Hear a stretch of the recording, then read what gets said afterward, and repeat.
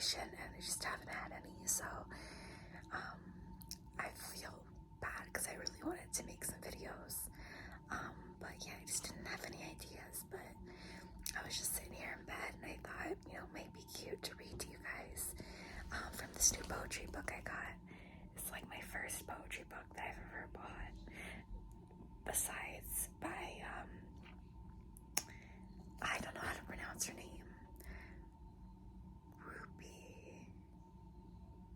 She's the author of Milk and Honey, and she also has a book called, I think, The Sun and Her Flowers or something like that. Those would be the first poetry books I got, actually, and this will be the third. And it's called Feel Your Way Through. Feel Your Way Through.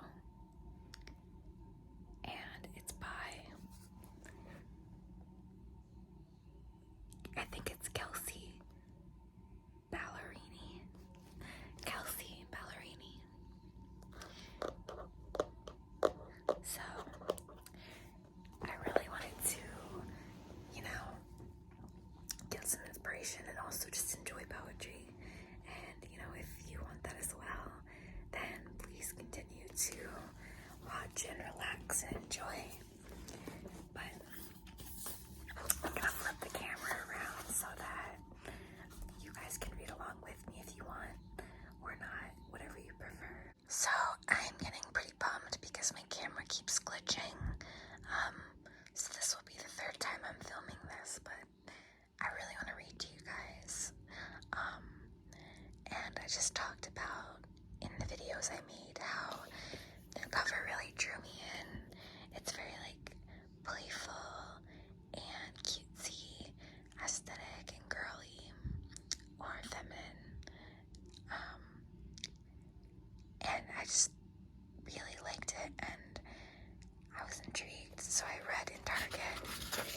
This is the title, which I thought was cute, Feel Your Way Through, and some more of the artwork. But I read a little bit in Target and I was hooked. I read this in Target, which was cute, and then this is important, so I feel like I need to reiterate. Feel Your Way Through deals with themes of eating disorder and gun violence. These topics may be triggering for some, so please read with discretion.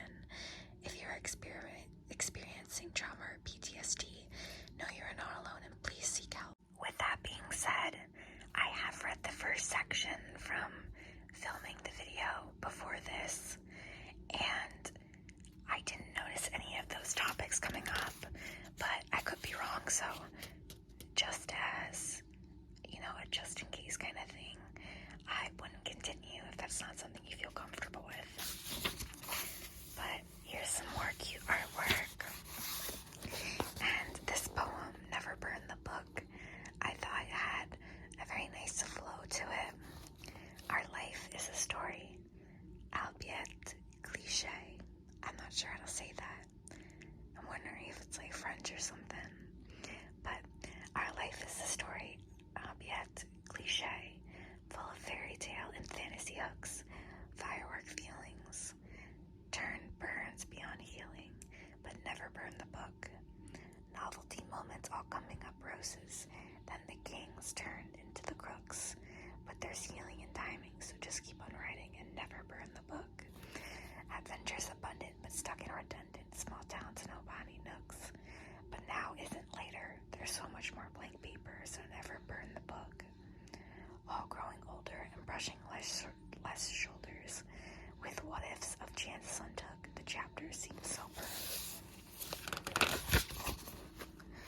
But the story's not over, so never burn the book.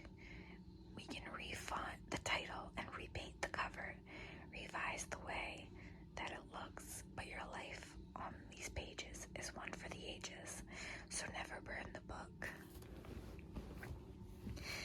I thought this title was cool. Becoming butterflies. Growing, stretching, breaking, repeat, restart, repair. Crawl out of patchwork skin. Just need a little air. Dusty attic boxes. The houses in our head. Quilting disappointment. Needle in a thread. Discovering I'm sorry, giggles from the gut. Chop hair off at the shoulders, escaping hometown ruts. Crying on the highway, singing in the shower. Blue jeans from confinement. Cheeks painted in powder. Wreck the car at 16, break his heart at 20. Gain a little weight, make a little money. In love with all the messes, waiting on tornadoes. Pretending we have wings, wishing out from windows. Impatient as the moon, changing over time, leaving our cocoons, becoming butterflies. I thought that was really pretty at the end, what they did there. Dandelion.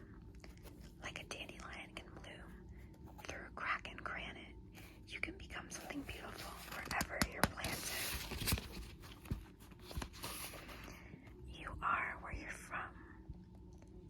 So when I first read this, I thought it meant like where you're at is where you started. Kind of like you are. I'm getting all tripped up, but I thought it meant something else, and I was like, oh my god, I want a tattoo of this, because I love the thought that you end where you begin, but this is a little different. This is more like where you're from locally. If you are where you're from, I am the mountains, white snow and cold rain, trickle down like a fountain, timeless and steady, offer views down to thousands. If you are where you're from, I am the mountains. If you are where you're from, I am a slow drive through middles of nowheres. Wildflowers wide-eyed, getting lost is subjective, disobedient to time.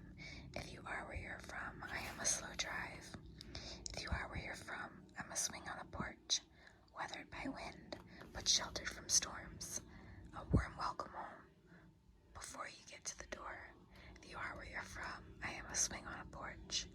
I am a sunset, a small boat, a coolie on a blue float. The third pew, the kitchen, a rocky top religion. I'm ice cream and football, meeting friends at the West Mall. I am free and I am love. If you are where you're from, you are the sun. You are the sun, bright and reliable. People gather near your warmth to grow, to soak it up. You often feel far away, out of touch, like you can never quite get close enough to the people that you love. But you think that while touching thousands, without you, the world would be dark, you'd be missed, paths would go untraveled, and skin would go unkissed. You burn at both ends, overbright, no doubt exhausted, but your fire isn't flawed, and there'd be a sad sky if you lost it. So shine like you have since the day you begun, and don't you forget, you are the sun.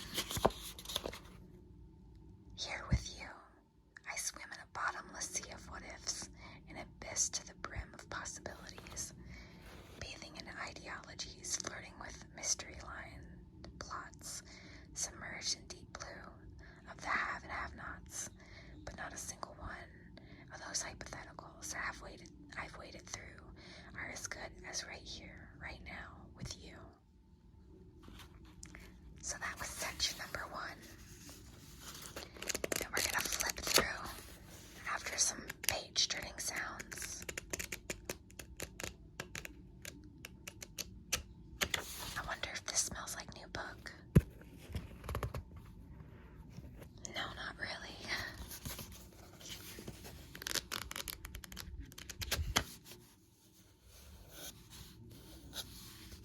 Okay, one last poem. Moving day. Truck full of boxes. The garage door ascends. As one chapter closes, another begins. Is it the death of my youth as I move to a house, or the birth of my maturity finally coming around? Pink still splashes the walls as a definite pastel statement,